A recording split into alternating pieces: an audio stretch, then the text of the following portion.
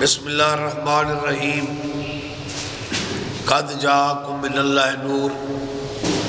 اس آیت مبارکہ میں اللہ نے نور محمدی صلی اللہ علیہ وآلہ وسلم کا ذکر فرمایا، اور سب سے پہلے اللہ نے نور محمدی صلی اللہ علیہ وآلہ وسلم کو حضرت آدم علیہ السلام کی پیشانی میں رکھ دیا۔ پھر یہ پاک نور حضرت شیس علیہ السلام کی پیشانی میں منتقل ہوا۔ پھر یہ مقدس نور حضرت ادریس کی پیشانی میں جلوہ گر ہوا۔ پھر یہ مقدس نور حضرت نوح کی پیشانی میں جلوہ گر ہوا۔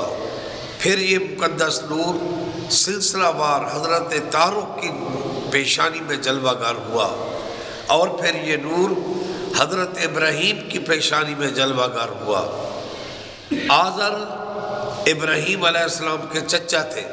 حضرت ابراہیم علیہ السلام یتیم ہو کر اپنے چچا سے پلے تھے، اس لیے وہ ان کو آباتا کہتے تھے۔ لیکن حضرت ابراہیم علیہ السلام کے والد حضرت طارق ہیں، جن کی پیشانی میں نور محمدی چمکا۔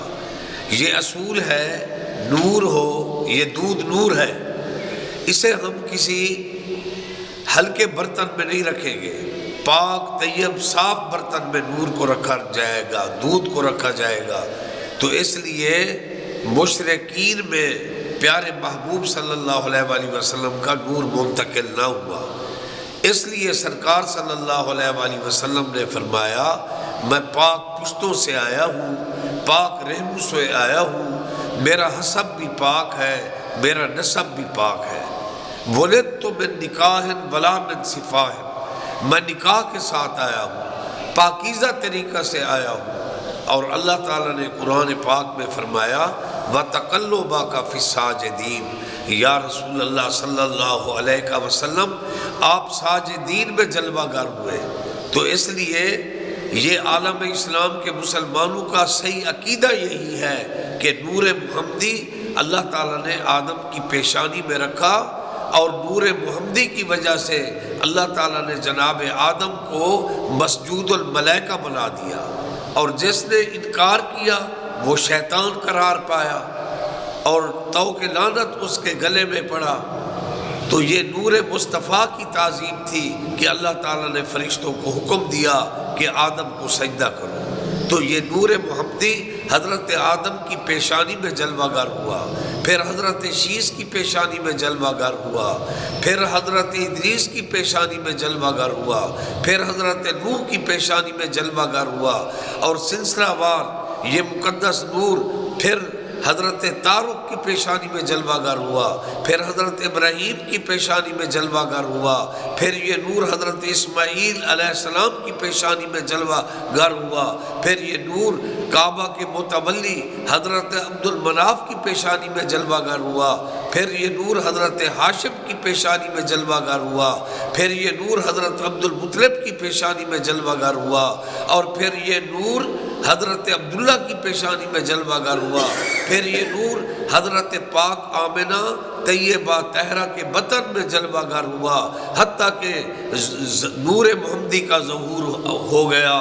آ گیا وہ نور والا جس کا سارا نور ہے، آ گیا وہ نور والا جس کو سارا نور ہے، آ گیا وہ نور والا جس کا سارا نور ہے۔ مصطفیٰ جان رحمت پہ لاکھوں سلام، شمع بزم ہدایت پہ لاکھوں سلام۔ جناب حضرت ابو طالب جب تجارت کے لیے تشریف لے گئے ملک شام میں، تو ہمارے پیارے نبی صلی اللہ علیہ وآلہ وسلم کی عمر شریف 9 برس تھی۔ ایک راہب نے جب ہمارے نبی پاک صلی اللہ علیہ وآلہ وسلم کا دیدار کیا تو اس نے پہچانا آپ آخری نبی ہیں۔ مکھ چندر بدر شاشانیے، متھے چمکے لاٹ نورانیے، کالی زلف تے اک مستانیے، مخمور اکھیں مد بھریاں۔ سبحان اللہ ما اجمالہ کا، ما آسانہ کا، ما اکمالہ کا، کتے مہر علی کتے تیری ثنا، گستاخ کی کتے جا لڑیاں۔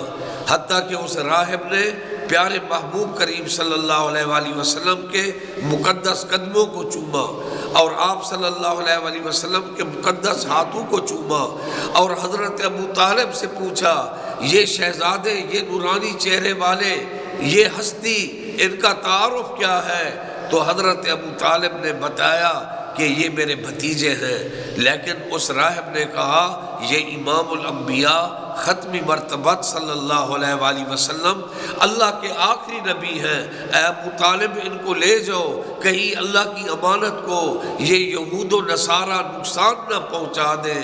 تو حضرت ابو طالب نے جلدی سے اپنی تجارت کو سمیٹا اور اپنی اونٹنی پر، اپنی ناکہ پر اپنے سینے سے لگا کر محبوب خدا رحمت للعالمین صلی اللہ علیہ وآلہ وسلم کو مدینہ طیبہ میں، مکہ پاک میں لے کر آئے۔